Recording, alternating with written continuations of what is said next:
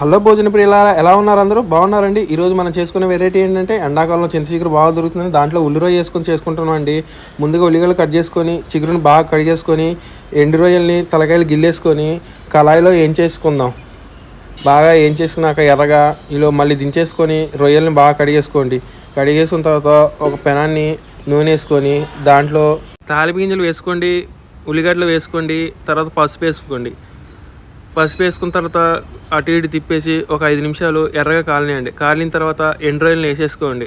ఎండు రొయ్యలు వేసేసుకొని మళ్ళీ ఒక 5 నిమిషాలు కాలనియండి. కాలిన తర్వాత దాంట్లో చింతచిగురు వేసేసుకోండి. చింతచిగురు వేసేసుకొని తిప్పేసుకొని మళ్ళీ ఒక 5 నిమిషాలు కాలనియండి.